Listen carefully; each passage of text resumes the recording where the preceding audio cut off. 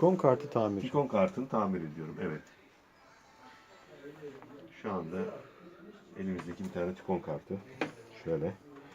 Evet. Ekran sürücü kartı. Ekranda renkler bozuktu. Bunu Evet. tamir ediyorum. Şu gördüğünüz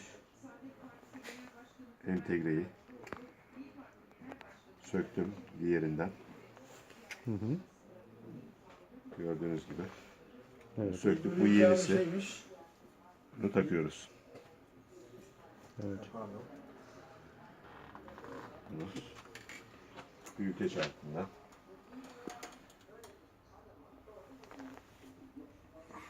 Flexi sürüyoruz. Neyi sürüyorsunuz? Flexi. Pasta.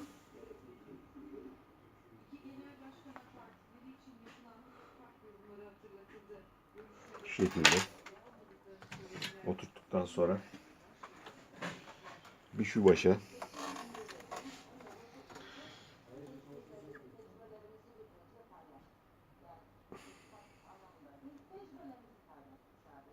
bir şu başa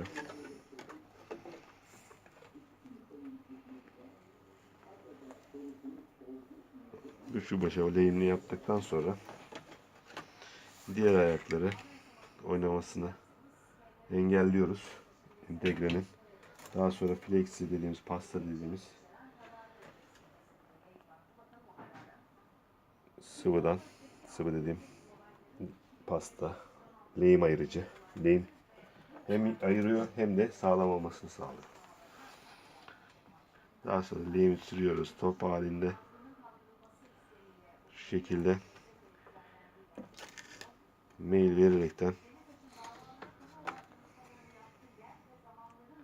şu şekilde hızlı hareketlerle buradaki lehim alma bezimiz var. Alıyoruz.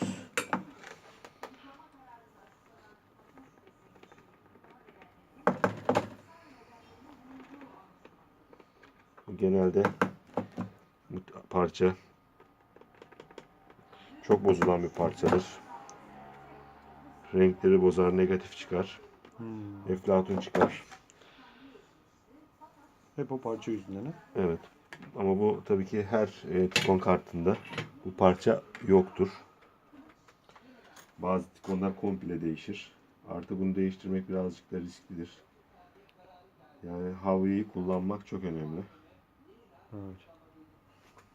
Yolları fazla ısıtmadan. Şu söktüğümüz zaten daha önceki söktüğümüz entegrede eski entegre şuralarda bir yerdeydi. Yere düştü herhalde attım. Şurada arkada duruyor. Şu Kahvenin mu? arkasında. Bu değil. Kahvenin arkasında duruyor. Şurada evet. Daha önce söktüğümüz parça da bu entegre. Şöyle yine öbür tarafa da dört köşeye aynı şekilde lehimleri veriyoruz.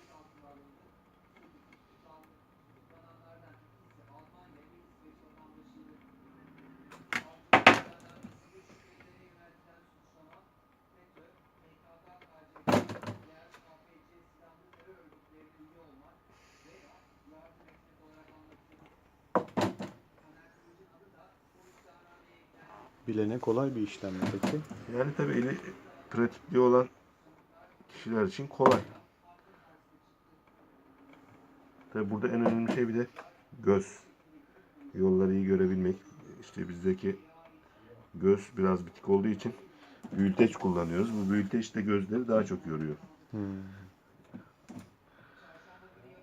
Yani bunu bir 28 yaşındaki arkadaşlar, 30 yaşındaki arkadaşlar rahatlıkla hiç büyüteç kullanmadan takabilirler.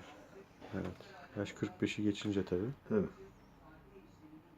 40'tan sonra göz maalesef yoruluyor. Aynı lensler gibi.